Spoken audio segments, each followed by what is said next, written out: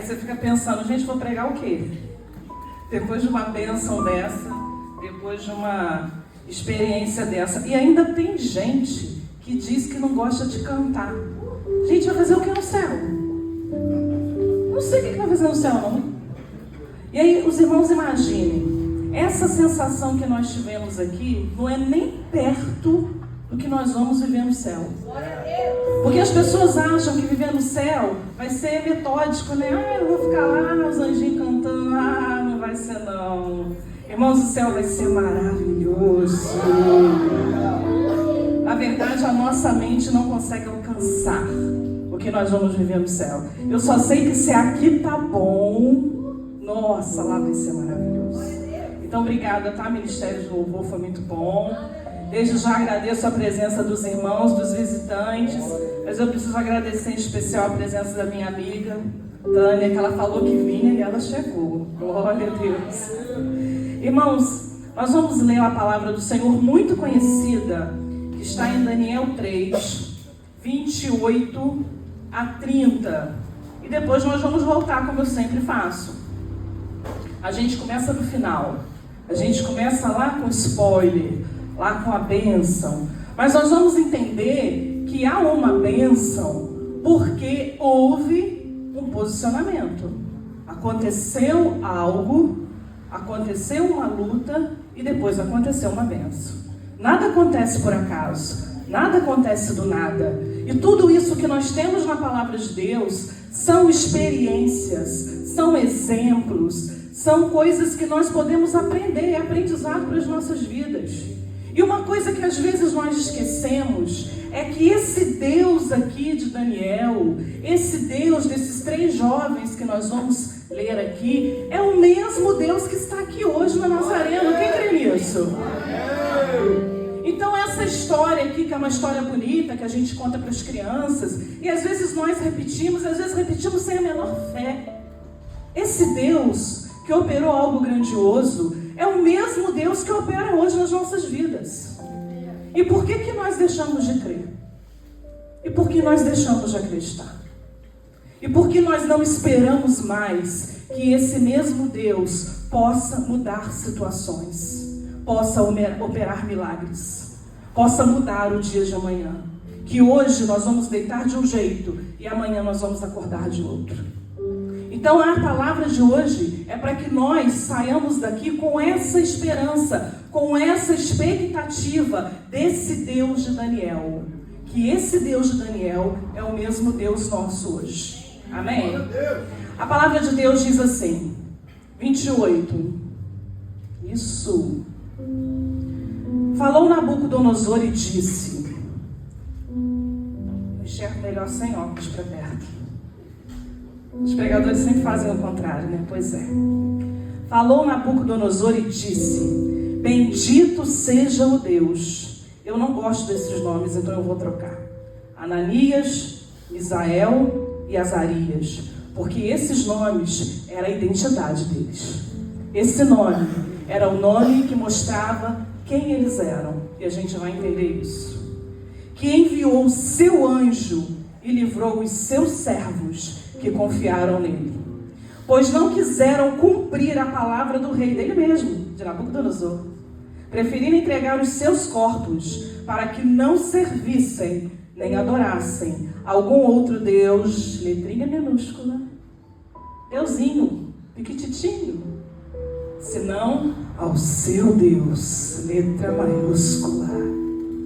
Por mim, pois, Nabucodonosor, é feito um decreto, estou determinando, porque tenho poder para determinar, pelo qual todo, não é um, não são 2, não é meia dúzia, todo povo, nação e língua que disser blasfêmia contra o Deus destes meninos, destes jovens, seja despedaçado, e as suas casas sejam feitas em monturo, porque não há outro Deus que possa livrar como este.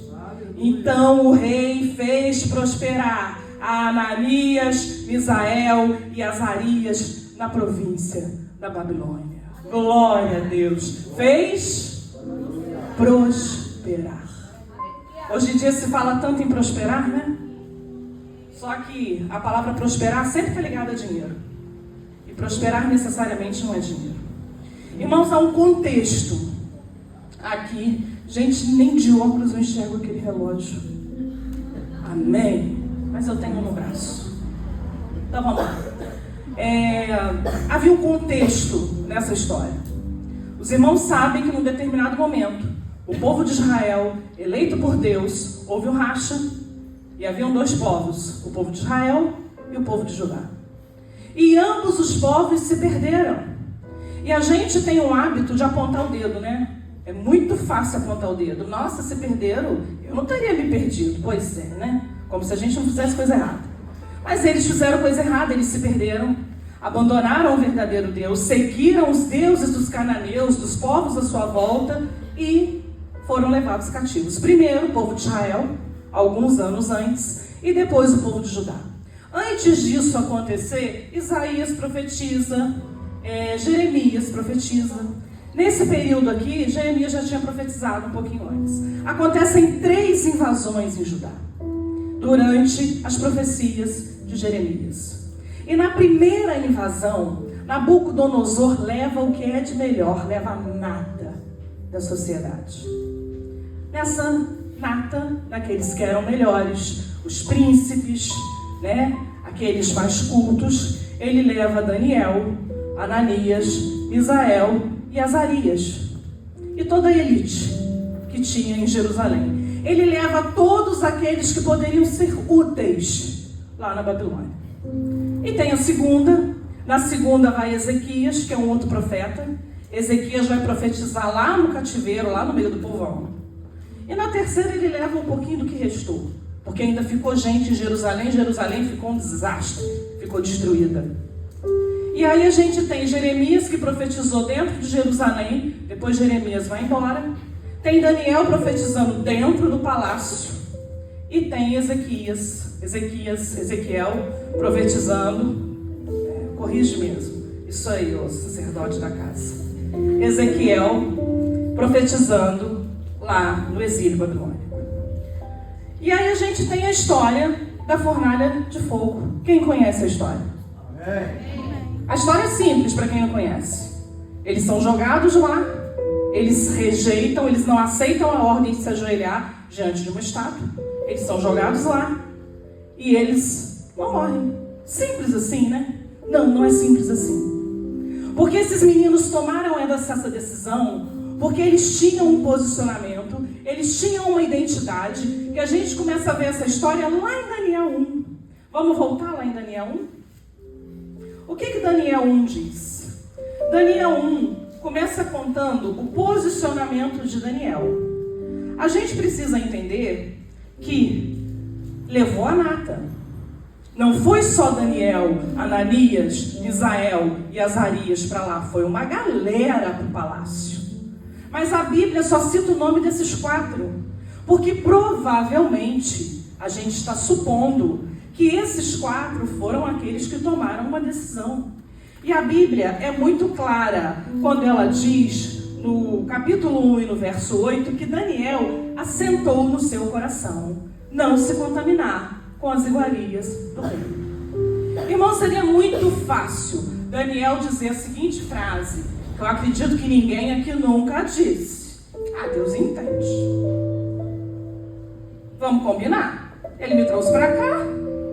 Se ele me trouxe para cá, é porque ele quer que eu faça parte disso. Ué, é só juntar 1 mais 1, não é? Mas não foi isso que Daniel fez. Ele entendeu, porque havia uma profecia, Jeremias avisou que aquilo ali era punição. Eles tinham que passar pelo cativeiro, então não era para se misturar, era para passar por ali, cumprir aquele período e retornar. Então ele não se mistura. Mas a palavra de Deus continua, e lá no 17, no 1:17, a Bíblia diz o seguinte, que os 4 na verdade não se contaminaram. E quando eles tomam uma decisão, não é uma coisa simples, porque eles enfrentam quem estava dando a ordem para eles. Não, a gente não vai comer isso não.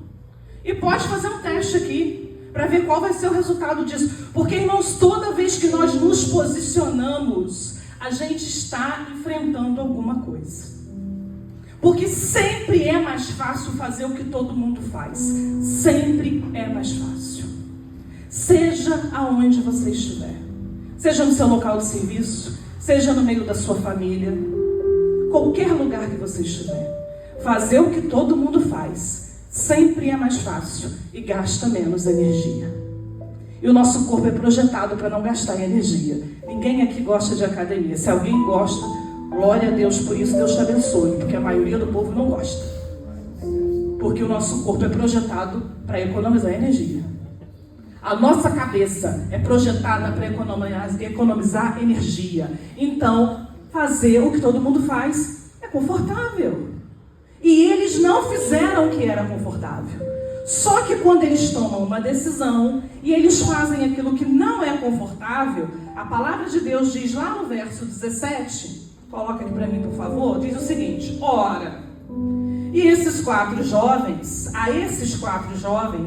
Deus deu conhecimento e inteligência em todas as letras e sabedoria. Mas a Daniel, que deve ter sido o primeiro que falou, gente, vamos tomar uma atitude aqui. Liderou a galera. Vamos fazer alguma coisa, ó. Nós viemos de lá, nós estamos aqui, mas nós não somos daqui. E nós vamos deixar claro para essa gente aqui que nós não somos daqui.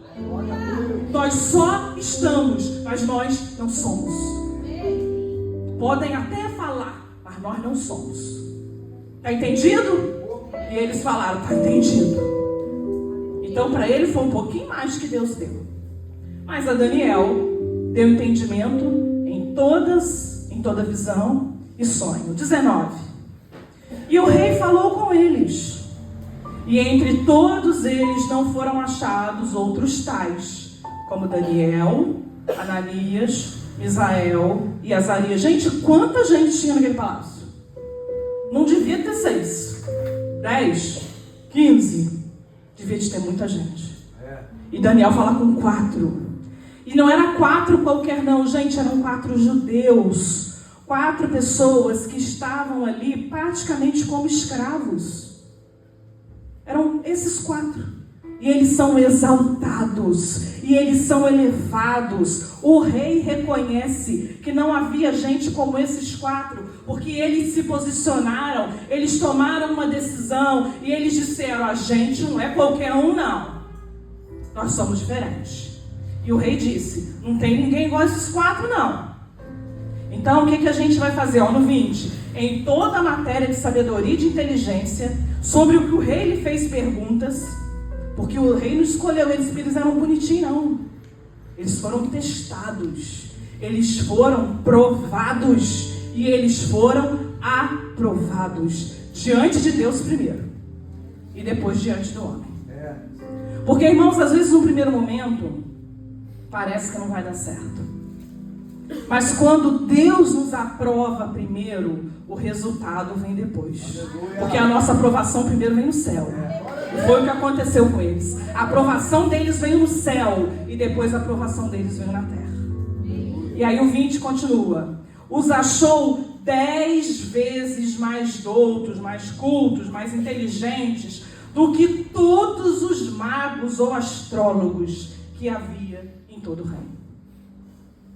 Irmãos, os nomes desses meninos é muito interessante. Eu não sei se os irmãos sabem, mas todo nome desses hebraicos terminado em El, esse final El tem alguma coisa ligada a Deus. E aí Ananias, ele significa Deus é misericordioso. Irmãos, pensem comigo. Para um lugar de cativeiro, esse nome tinha algum valor? Vocês acham que ia ser bom? Você está num lugar e quando alguém dissesse assim, Ananias, você pensar, ai meu Deus, Deus é misericordioso. Eu estou aqui, mas Deus é misericordioso. Aí alguém fala com você, Ananias, e você lembra, ai, Deus é misericordioso. Ia ser bom isso? Ia ser bom. Aquele nome não foi dado para ele à toa não. Porque Deus vê lá na frente. Eu sempre falo isso com os irmãos. A gente olha só agora. Talvez a gente olhe o amanhã. Talvez você esteja aqui olhando no relógio pensando, esse culto tem que acabar até às 9. Porque eu tenho que dormir até às 10. Porque amanhã às 6 eu tenho que acordar. E começa tudo de novo. A nossa mente é assim. Ela é programada para o amanhã. Mas a gente não sabe o que vai acontecer terça. A gente não sabe o que vai acontecer daqui a uma semana. Mas Deus sabe. O nome desse menino já era para dar esperança para ele, já era para dar fé para ele dentro do cativeiro. Toda vez que alguém chamava ele Ananias, ele lembrava, Deus é misericordioso. Eu tenho que ter força, eu tenho que ter fé, porque Deus é misericordioso. O nome dele lembrava ele o tempo todo disso. O outro era Misael.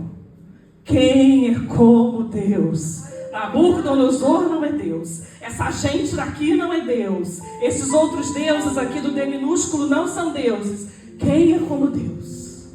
Toda vez que chamava Misael, ele lembrava, ninguém é como meu Deus.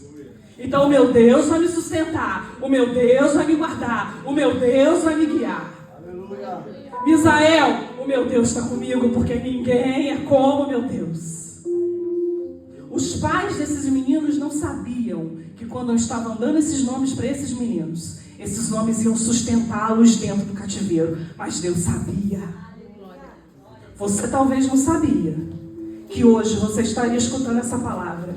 Você não sabia que hoje você chegaria aqui e este louvor ia ministrar sobre a tua vida. Mas Deus sabia. Por isso que você chegou até aqui. E o Azarias, parece que é um nome ruim, né? Olha não, o nome dele é Deus ajuda. Azarias, Deus ajuda. Azarias, Deus ajuda.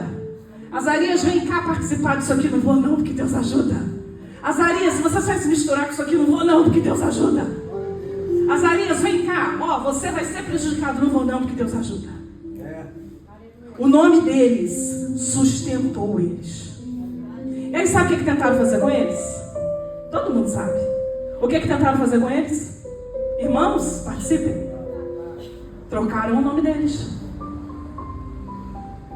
Mas adiantou alguma coisa? Não. Porque eles tentaram trocar a identidade deles, mas não adiantou. Esses meninos já tinham se posicionado, já tinham dito para eles quem eles eram. Aí sabe o que eles fizeram com Ananias? Deus é misericordioso? Eles disseram para Ananias, olha só, Deus não é misericordioso não. Agora o seu nome é Sadraque. Sabe o que significa Sadraque? Sob o comando do Deus Lua. E ele disse para eles o seguinte, vocês vão me chamar do que vocês quiserem. Eu não estou sob o comando do Deus Lua. Eu continuo sendo aquele em que Deus tem misericórdia. Então aí fora, podem falar o que quiser a meu respeito. Porque o que tem importância para mim é o que Deus fala a meu respeito. O que tem importância para mim é sobre o que Deus colocou de propósito, de chamado sobre a minha vida. O que as pessoas pensam a meu respeito, pouco importa. Importa o que Deus pensa. E aí Misael trocaram para Mesaque. E fizeram muito parecido. Porque Misael era quem é como Deus. Mesaque era quem é como Deus amor. E Mesaque olha para eles, nem aí para vocês. Porque eu continuo sendo Misael. Vocês podem me chamar do que vocês quiserem. Eu continuo sendo Misael. Azarias, Deus ajuda. Trocaram por Abednego, escravo de Nego, que era um deus babilônico. Ou seja, aquele Deus que ajudava, eles disseram para ele, agora Deus não te ajuda mais não, hein? Agora você é escravo. Aí ele falou, escravo? Escravo porque vocês não conhecem a profecia. Escravo porque vocês não conhecem a palavra de Deus. Escravo porque vocês não conhecem o meu Deus que abriu o mar vermelho. Vocês não conhecem o meu Deus que derrubou os muros de Jericó. Vocês não conhecem o Deus que eu sirvo, não. O meu Deus ajuda. Eu sou Azarias. Tentaram mudar, irmãos, mas não conseguiram. E sabe o que nós aprendemos com isso? É que a identidade, nós temos que decidir manter a nossa identidade. Todos nós, quando nascemos, nós temos uma identidade. Nossos pais nos dão um nome.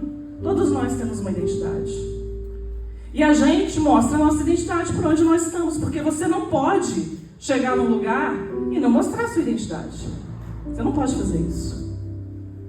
Mesmo que alguém diga para você: Márcio, vou usar o marido, né? Se você chegar num setor qualquer e a pessoa te chamar de Zé, pode, Márcio? Não pode. O que você vai fazer se alguém te chamar de Zé? Nada. Você fala: Zé é meu pai. Eu sou Márcio. Podem chamar o Márcio do que quiserem, ele é Márcio. Não adianta tentarem trocar o nome dele. A mãe dele, o pai dele registraram ele como Márcio. É a identidade dele. Agora você, meu irmão e minha irmã, você sabe qual é a sua identidade?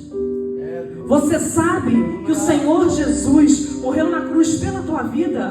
Não foi romano nenhum que matou ele, não. Ele se entregou pela sua vida. A Carol disse aqui que nós nos tornamos co-herdeiros com Cristo. Não sei se foi de manhã ou se foi agora. Ela disse isso. Nós nos tornamos co-herdeiros com Cristo. Ele quis se entregar. Ele quis se dar. Essa é a nossa identidade. Nós fomos comprados pelo sangue de Jesus. Quem é você? Eu sou co-herdeiro com Cristo. Essa é a minha identidade. Eu sou filha do Pai. Você é filho do Pai. Essa é a sua identidade. Não deixa ninguém tirar isso de você. Não deixa ninguém tirar isso de você. Não importa a luta, não importa o que está se levantando contra você. Quando se levantar, declare isso. Eu sou filha do Pai. E não é qualquer Pai. É o Pai eterno. Porque o pai deste mundo, o pai terreno, ele pode falhar com a gente. Ele é humano. A gente também falha com os nossos filhos. Mas o pai do céu nunca falha. Então é deste pai que nós somos filhos. Então esses meninos tinham muita certeza da identidade deles. Então o capítulo 1, ele nos mostra isso, ele nos ensina isso. Quando nós temos segurança da nossa identidade, a gente pode cair lá no capítulo 3. Vamos lá para o 3. O capítulo 3... ele começa com essa estátua de ouro. E era uma estátua grande. Porque Nabucodonosor, ele tinha uma identidade totalmente distorcida. Ele achava que ele era o dono do mundo. Quando ele vai questionar os meninos, ele fala assim: a minha estátua, o meu Deus, o meu mundo, o meu ouro. Não era nada dele. Nada dele. Mas ele tinha uma identidade distorcida. E ele entendeu da pior maneira possível que nada era dele. Nada. Nada era dele. A tradução, estava olhando a Bíblia do Mateus. A tradução do Mateus estava dizendo, da Bíblia do Mateus, né, que Mateus não escreveu Bíblia nenhuma, é que era... Ainda não, mas fala profetizar. Meu filho vai traduzir Bíblia.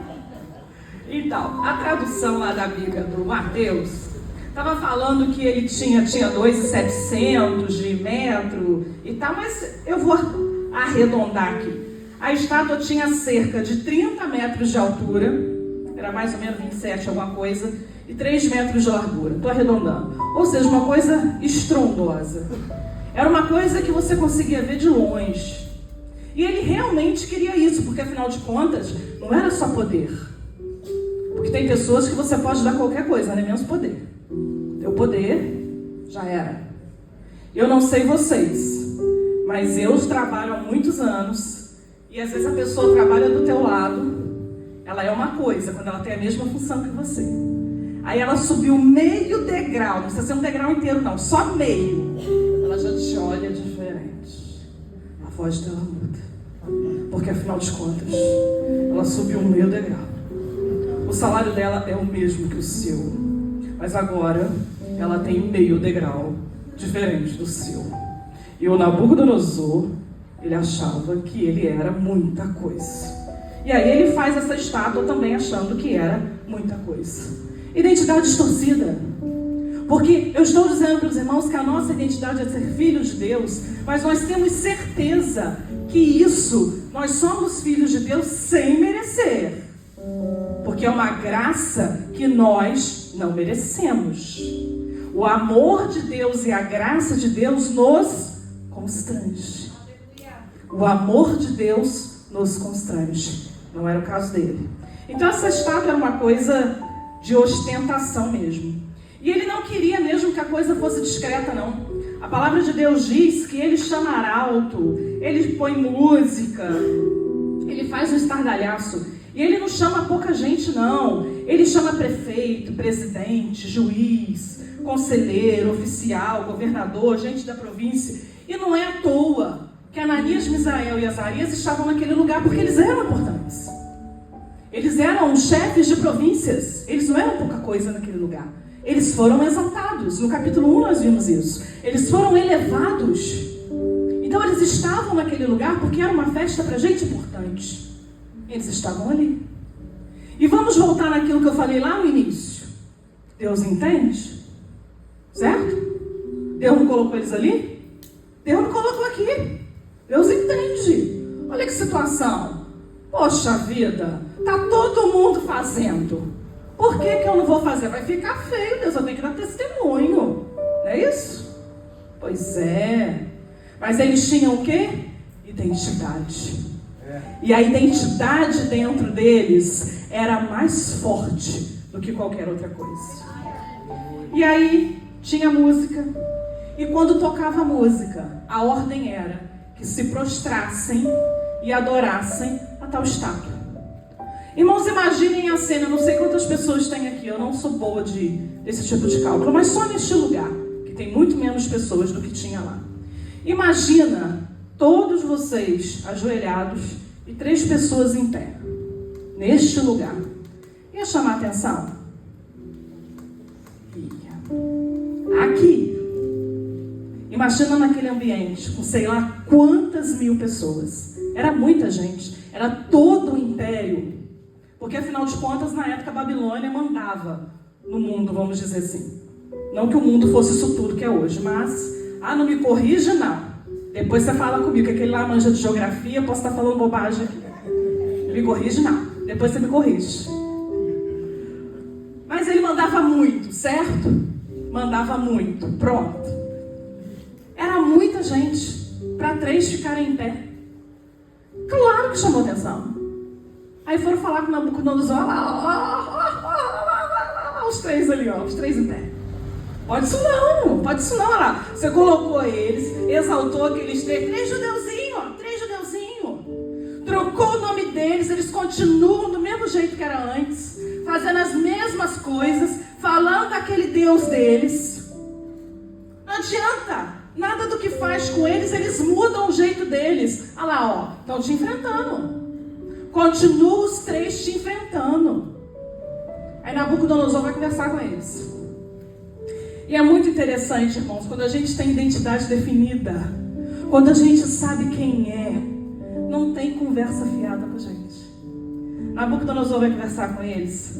Lá no 16, responderam os meninos a Nabucodonosor: não necessitamos de te responder sobre este negócio.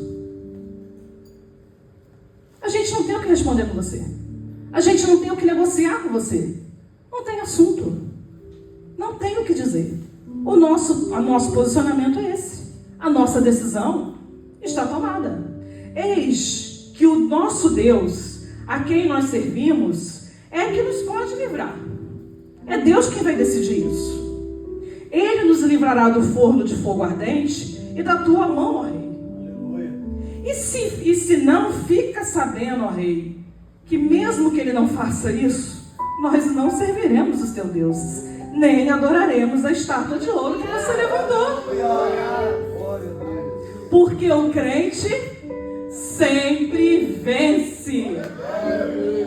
Não importa se é aqui, não importa se é na eternidade. O crente sempre vence. E foi o que eles disseram para ele: não importa. Se o Senhor também não nos livrar dentro da fornalha de fogo, a gente vence do mesmo jeito. Porque nós vamos comemorar lá na eternidade com Ele. Glória a Deus. Agora, nos prostrar e contra aquilo que nós aprendemos do nosso Deus, nós não vamos fazer não. Sabe por quê, irmãos? Como eu falei para os irmãos, eles tinham identidade. eles liam a palavra de Deus. Sabe por que eles liam a palavra de Deus? Êxodo 20. 1, 2, 3. Tem lá as leis. E ele diz o seguinte: não terás outros deuses diante de mim. Não farás para ti imagem de escultura, nem alguma semelhante que há em cima dos céus, nem debaixo da terra, nem nas águas debaixo da terra.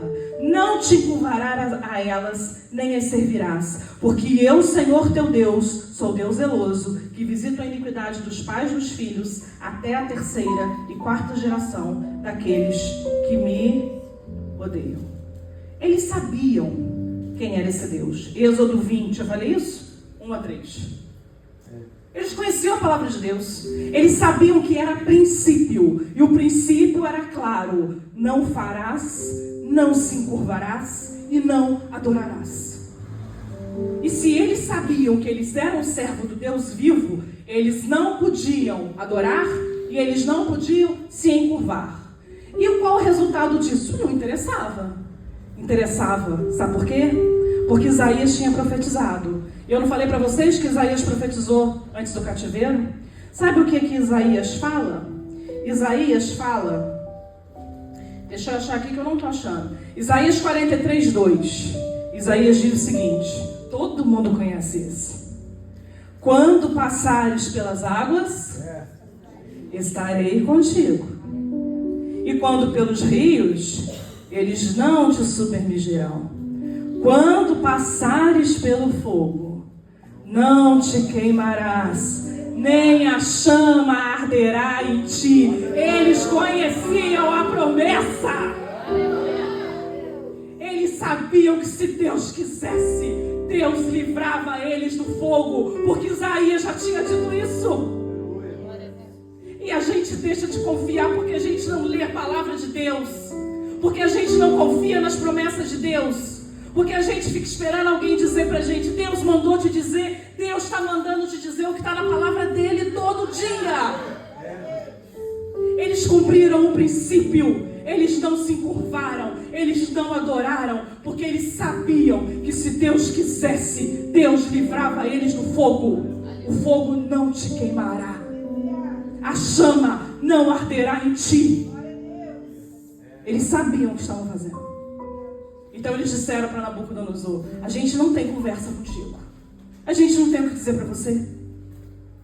Porque o nosso Deus é que pode nos livrar. Você, Nabucodonosor, que acha que o Deus é seu, que a estátua é sua, que o mundo é seu, você não vai fazer nada por nós, não. Agora o meu Deus, se Ele quiser, Ele me livra. Mas se Ele não quiser, eu vou vencer também. Porque eu vou reinar lá na eternidade com Ele. E aí, irmãos, vem a maravilha de Deus. Porque a vitória só vem em meio às lutas. Experiência só vem quando a gente está no sufoco. Quando a gente está aqui no louvor e a gente está moído, é que a gente sente realmente a presença de Deus.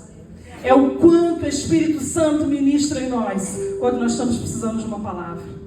E a história continua linda, maravilhosa. Então Nabucodonosor se encheu de furor.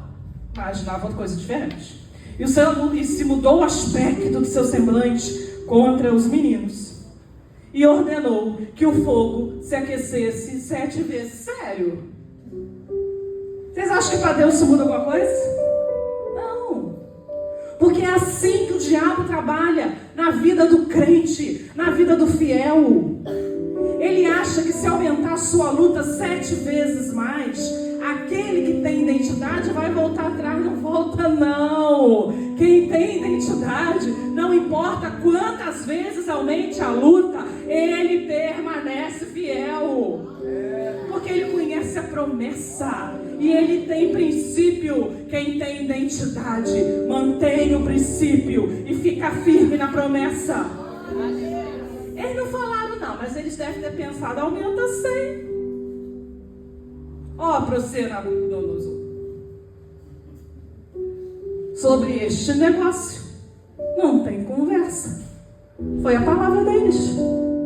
Irmãos, eu não sei se esse menino estava nessa calma toda. Eu só sei porque eles sabiam o que estavam fazendo. Eles não estavam de brincadeira. Eu imagino um olhando para a cara do outro e falando: vamos joelhar? Vou não. Também vou não. Vamos encarar? Vamos encarar. Se morrer, morreu. Vai ser melhor lá do que aqui, né? Vai ser melhor lá do que aqui. Então, a gente já sabe, né, o que acontece? A gente já sabe o que acontece. E ficaram lá e encararam. Tem que ter disposição, irmãos. Não é para qualquer um, não. A gente fica, às vezes, querendo servir o Deus da lâmpada de Aladim. Você vai lá. Ah, Deus, me dá isso, me dá aquilo, me dá aquilo outro. Né? E o que você tem feito por este Deus?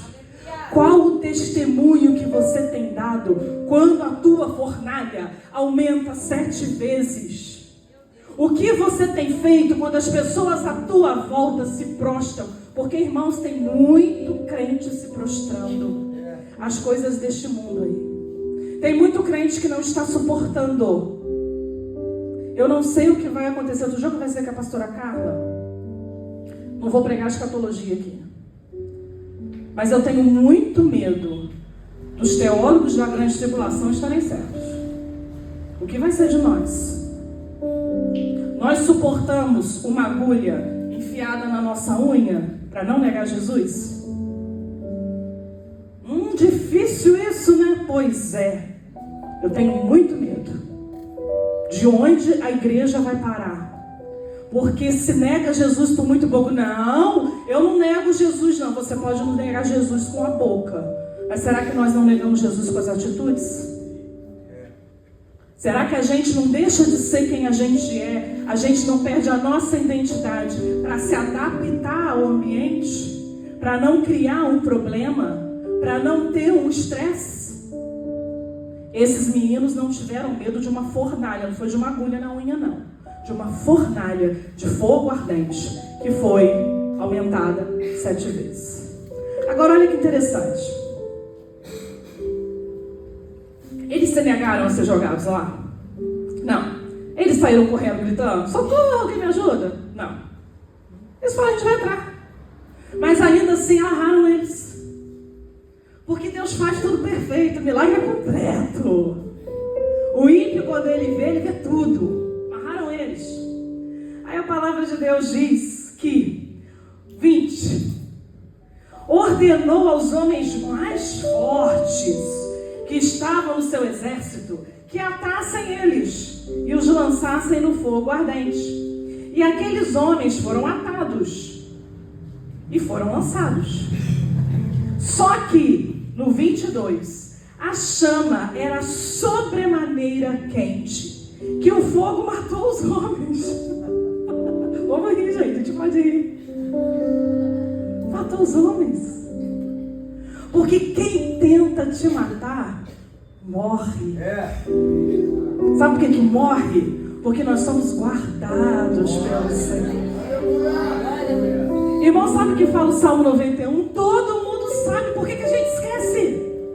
Aquele que habita no esconderijo do Altíssimo, a sombra do Onipotente descansará. Você habita no esconderijo do Altíssimo? Deixa tentar te matar. Deixa tentar te matar. Você está debaixo do esconderijo do Altíssimo. Você está na sombra do Onipotente.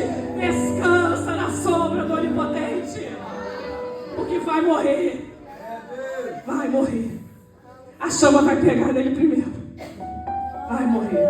Ah, mas é muito forte. Vai morrer. A palavra de Deus está dizendo, não sou eu não, tá lançando maldição para ninguém não hoje. Está aqui. Morreu. E você vai dar testemunho disso. Morreu, pastor. Teve jeito não. Morreu. Adiantou não.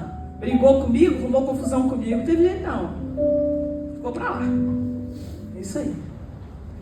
E aí, irmãos, eles entraram lá. Mas o fogo fez alguma coisa com eles. O que o fogo fez com eles? Desatou. Foi a única coisa que o fogo fez com eles. Desatou. O fogo só serviu para deixar eles mais livres do que eles já estavam. Porque, irmãos, o fogo, quando o ouro vai no fogo, ele só melhora, só tira a impureza dele. A luta é para nos melhorar, é para nos purificar, é para nos aperfeiçoar.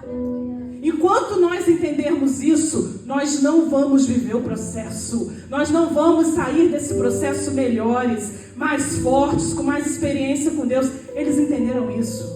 Só que a palavra de Deus nos diz que quando Nabucodonosor olhou, lá no 24, ele diz assim: eu vejo 4 homens soltos, não tinha ninguém atado, não tinha ninguém de cabeça baixa, poxa, eu tô aborrecido, me jogaram aqui dentro, não, homens soltos, que andavam passeando, dando um rolê, não tinha ninguém sentado, aborrecido, eles estavam passeando. Quem é que passeia aborrecido? Eles estavam tranquilão lá dentro, passeando dentro do fogo, e não há lesão neles, e o aspecto do quarto é semelhante ao Filho dos deuses. Irmão, só tem essa presença, só tem essa experiência do quarto homem quem entra na fornalha. Se você não tiver sujeito a entrar na quarta fornalha, você não vai viver a experiência do quarto homem. Você não vai ter a experiência de Jesus do teu lado. Porque só quem ajoelha e chora diante de Deus, quando as palavras não saem mais, você não consegue mais falar, é só lágrima que cai no chão. Só quem vive isso é que sabe o que é a presença de Deus te confortando. Só quem vive isso é que sabe quando você abre a palavra de Deus e sabe que Deus te conforta, que Deus te consola e que Deus diz para você: meu filho, continua, porque você não está sozinho, continua, porque eu vou com você, eu vou te dar vitória e você vai dar testemunho disso. Quem não passa por isso aqui não vive isso não. Irmãos, por mais que Ananias, Misael e Azarias contassem essa história, só quem estava lá dentro viveu o que eles viveram.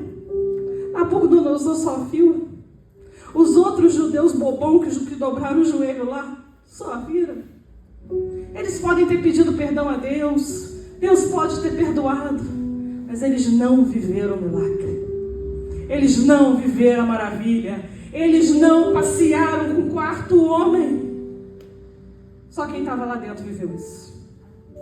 E aí a gente chega na parte que eu li para os irmãos, maravilhosa: bendito seja o Deus de Ananias, Misael e Azarias, que enviou o seu anjo e livrou os seus servos que confiaram nele, porque tiveram princípios, porque conheciam a profecia e preferiram não cumprir a palavra do rei, mas entregar os seus corpos para não servirem nem adorarem a qualquer outra coisa, a qualquer outro Deus, a qualquer outra imagem, senão o Deus verdadeiro, o Deus de Israel.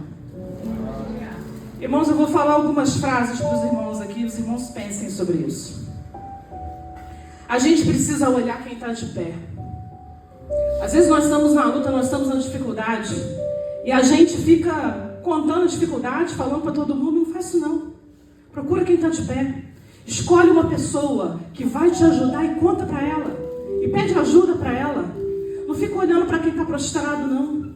Para quem não vai te ajudar com nada. Procura alguém que está de pé e peça ajuda para ele. Eles não bateram boca com Nabucodonosor porque não adianta você discutir princípio.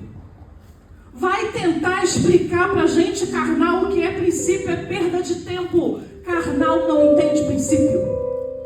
Princípio só entende quem é de Deus. Mantenha o seu princípio, mantenha a sua identidade e confie na promessa de Deus para a tua vida. Os jovens estavam prontos para morrer, mas eles não estavam prontos para pecar.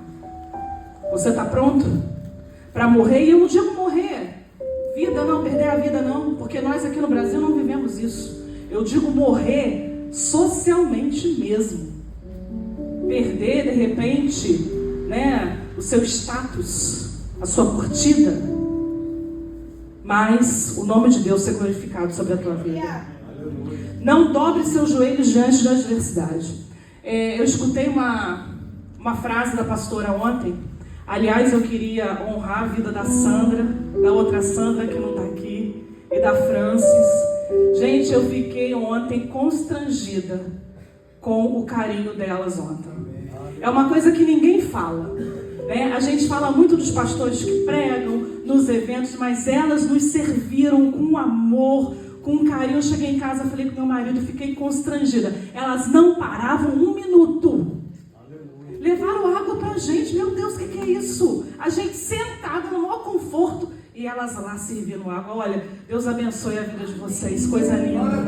Que ministério lindo. Fiquei realmente constrangida com esse carinho. Mas aí a pastora falou uma coisa que me chamou muita atenção.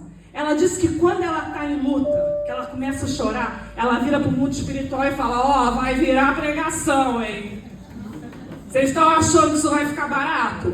Vai virar pregação. Eu falei: aprendi aí, Carol. Aprendi. Vai virar pregação. E foi isso aqui. Não dobre os joelhos diante da adversidade. Começou a luta. Começa a guerrear e começa a escrever. Vai virar mensagem. Tá pensando que isso vai ficar de graça? Não vai não.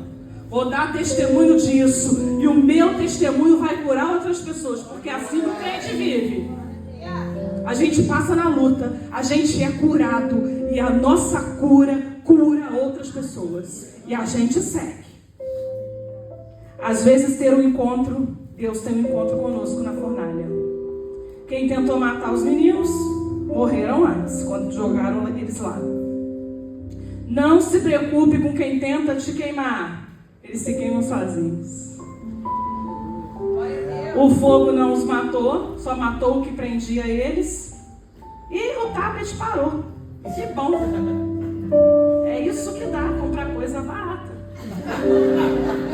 Ministério do Louvor pode subir. Tá vendo? O melhor estava aqui, ó, mas era para falar. Amém, irmãos?